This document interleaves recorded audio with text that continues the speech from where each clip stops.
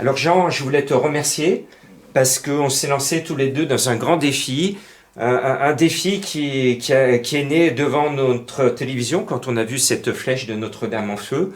J'ai tout de suite pensé à toi et à Clément Perrier puisqu'on a fait des concerts pour restaurer les orgues de Notre-Dame.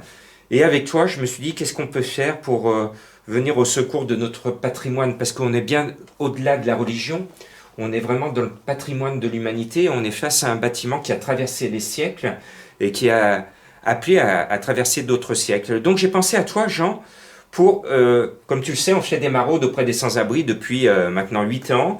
Et je me suis dit, il faut qu'on puisse réconcilier une partie de l'opinion publique qui a vu tout d'un coup beaucoup d'argent tomber du ciel quelque part. Et il y a eu une sorte de fracture. Et je me dis qu'on a un devoir de réparer cette fracture en disant il faut remettre à leur place la charité de Notre-Dame et faire quelque chose pour les sans-abri. Comme tu le sais, le 5 juin, on a été reçus à l'Élysée. Et à l'Élysée, j'étais en pèlerin quelque part pour dire il faut, sur ce futur chantier, que les sans-abri compétents soient recrutés en priorité. Cela me semble une évidence. Alors bien sûr, on ne va pas mettre un restaurateur pour restaurer de la pierre ou des voûtes, mais des sans-abri compétents. Et justement, c'est cette compétence qu'on va aller chercher dans les rues de Lyon, peut-être de Toulouse ou de Paris, pour venir travailler avec toi, parce que le but, ça serait en partenariat avec le vitrail de Saint-Georges, de restaurer au minimum un vitrail de Notre-Dame, et de l'offrir à Notre-Dame de Paris, c'est-à-dire que cette charge financière pour cette formation, on va chercher un mécène, donc on va demander à des gens généreux d'amortir cette formation chez toi, et de permettre pendant cette durée de 6 mois de former quelqu'un, de trouver un logement dans la zone de formation. Donc ici sur l'ouest lyonnais, je sais qu'il y a beaucoup de gens très généreux, notamment beaucoup de familles qui accueillent des réfugiés. Donc je sais que je n'aurai aucune difficulté à loger ce sans-abri autour de chez toi à Saint-Genès-Ollières sur l'ouest lyonnais. Alors Vitrail Saint-Georges, c'est un atelier qui existe depuis 1852. C'est un atelier qui est labellisé Entreprise du patrimoine vivant. Et nous sommes 5 personnes à travailler dans cet atelier avec l'objectif de à la fois faire la restauration du patrimoine français et des monuments historiques et de créer des décors pour le particulier en intérieur, en résidence privée. Cet atelier propose maintenant depuis plus de 20 ans de la formation. Nous avons été d'ailleurs, nous avons participé à la 13e CPC afin de à la refonte des CAP. Et nous avons aujourd'hui un centre de formation professionnelle avec 4 élèves en moyenne par session pour vraiment les intégrer et leur donner un maximum de chances de réussir dans le domaine du vitrail. On veut, grâce à toi, lui donner un autre avenir et lui permettre d'avoir la fierté de travailler sur un vitrail extraordinaire, un vitrail qui aura cette vibration historique et qui puisse, dans le futur, si le dossier est accepté bien entendu, montrer à sa famille, à ses amis, peut-être à ses enfants. Tu vois, le vitrail qui est là, sur Notre-Dame, eh bien, c'est moi qui l'ai restauré. Et je pense que là, on touche au sublime.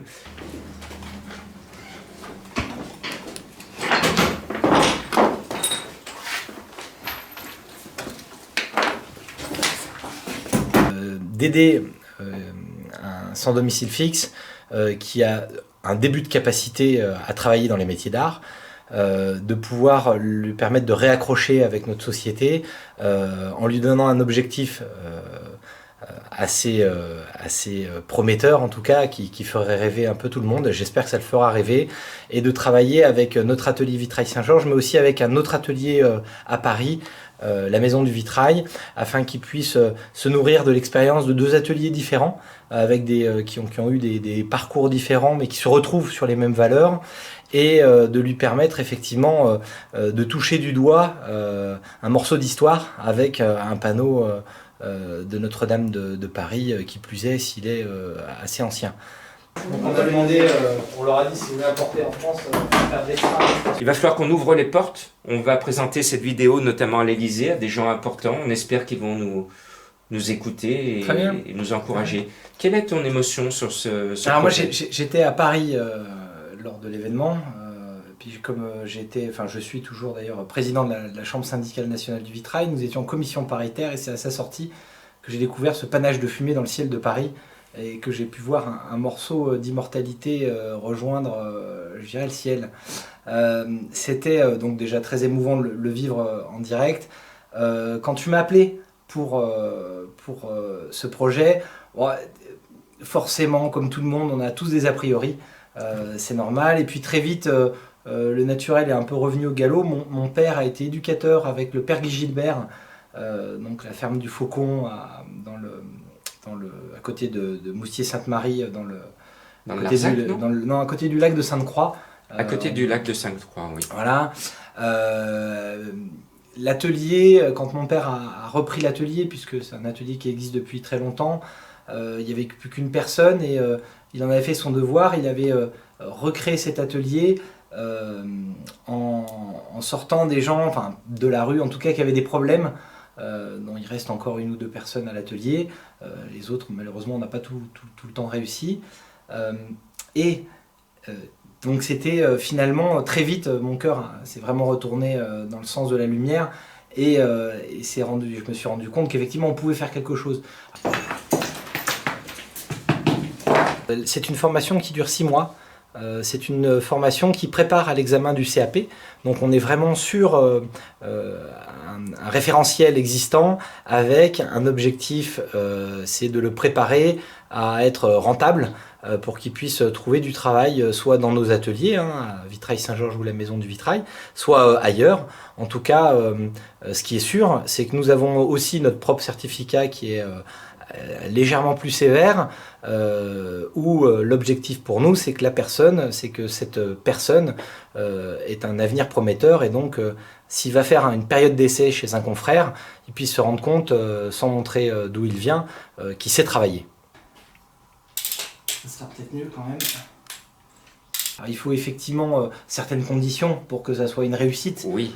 Évidemment, mais cela, on va y veiller tous les deux. Mais c'est un projet qui a du sens aujourd'hui au sein de notre société où le travail matériel n'est plus vraiment reconnu, ou en tout cas il est reconnu qu'en période de crise. Voilà, il faut que malheureusement Notre-Dame brûle pour qu'on reconnaisse les métiers d'art, qu'on s'intéresse un peu plus à nous qu'au-delà d'une journée par an.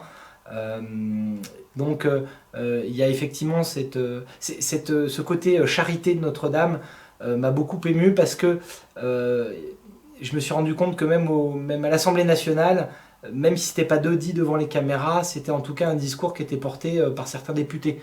Lorsqu'avec Monsieur Huppé, nous avons participé à une commission de travail autour de l'implication des métiers d'art dans la restauration de la cathédrale Notre-Dame, en aparté, il m'en a parlé. Il m'a vraiment dit Notre-Dame c'est aussi la charité, donc il ne faut pas oublier effectivement avec tout cet argent la charité qui était un des premiers... il faut que les pauvres soient au cœur du projet et du chantier. Pour l'État, ne coûte pas cher. Alors pour nous, ce projet, on l'offre à Notre-Dame de Paris. C'est-à-dire que ce vitrail qu'on va nous confier, on va le restaurer, donner la main don de soi, va aller chercher les mécènes, mais on va le remettre en place sans être dans le programme largement parrainé par de riches financiers. Non, ça va être quelque chose, on veut faire un don à Notre-Dame de Paris grâce à votre aide.